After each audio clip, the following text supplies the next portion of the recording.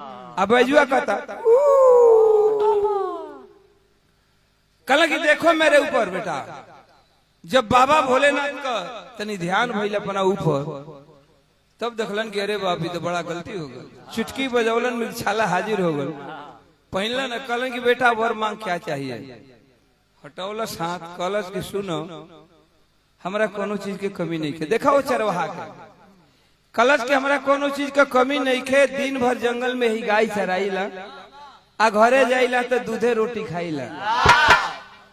जा तू जा, जहाँ से तहाँ चल जा, हमके देवे के तारा गाँव नहीं खे, आना तू देवा ना हम मांगब तारा ले। अरे तारा ले का मांगी, जब तू लाते जूता का देवता बड़ा तो तू देवे का करबो। कलन की बेटा मेरा नाम है भोलेनाथ, हम भोलेनाथ हैं, मांग दुनिया के कोई भी ऐसी चीज है मांग ले। कलश की नहीं, जा जा, हम कहते न कि तू जा, हमके कोनो चीज का कमी नहीं के। जंगल में गाय चराईला, दूध रोटी खाईला, इतने में मस्त बने, कोनो चीज ना हमके चाहे। कल की अरे तो दो चार गो गइये मांग लिए थे, दो चार गो मेरे रुए मांग ले बेटा। कलन की दो चार गो गइये मांग लिए थे। कलश की सुना दियल चाहता। देखिए यही से कल कि पढ़ा लिखल आदमी से कहीं कहीं हरवा चरवा चला खो जाओ।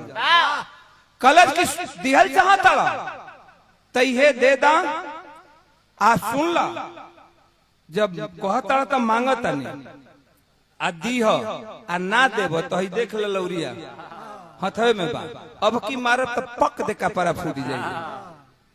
कल की मांग बेटा मांग।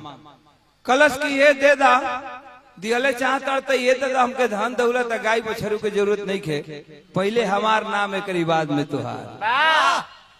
भोलेनाथ के मुंह में बवा गला, ई का ई मंगते ना रहा, ई का मांग दिहल।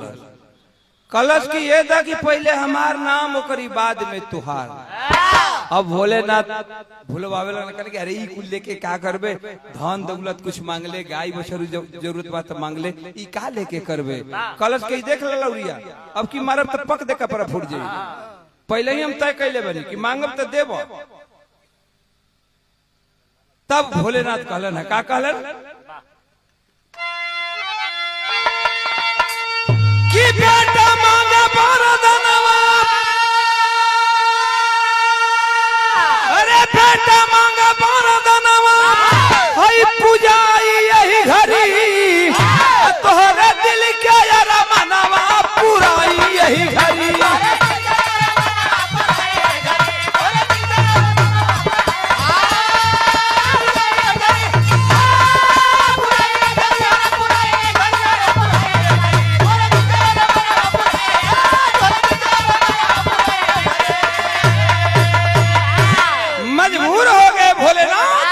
और मजबूर होकर के बाबा भोलेनाथ यो मस्त कह दिए।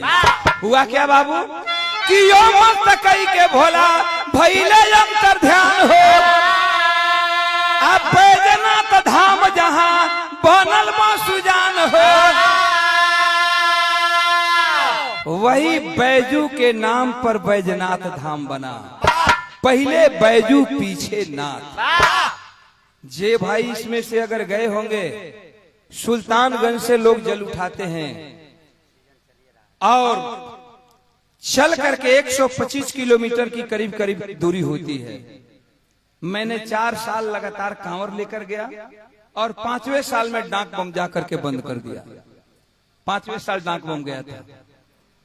तो वो बैजनाथ धाम, जो वही बैजनाथ धाम वाला बना, पहले बैजू पीछे नाथ, उस मंदिर का विशेषता है।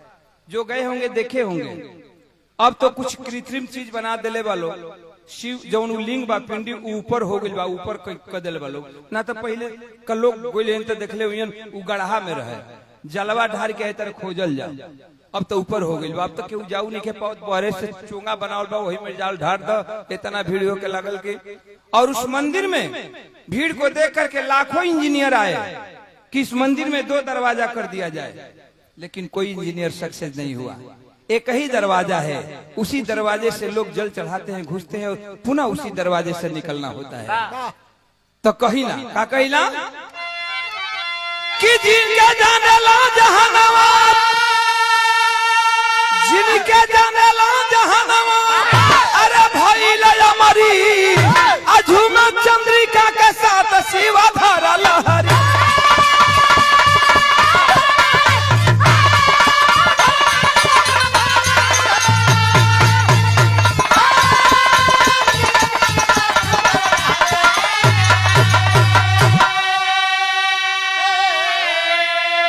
वही बैजू के नाम पर बैजनाथ धाम बना जो कि आज निशानी है। आज लोग जाते हैं 125 किलोमीटर पैदल चल करके और बैजनाथ धाम पर जाकर के लोग जल चढ़ाते हैं।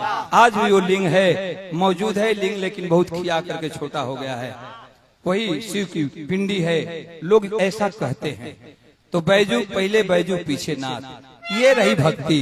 कहल गई का कि सवार परशु शंभु चरण में बने पुजारी जय हो बाबा डमरू वाले महिमा जबू तेरी त्रिपुरारी जय हो बाबा डमरू वाले जय हो बाबा डमरू वाले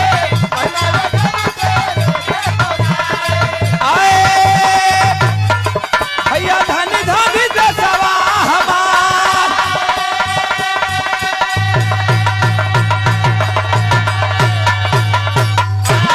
बहुत बहुत धन्यवाद।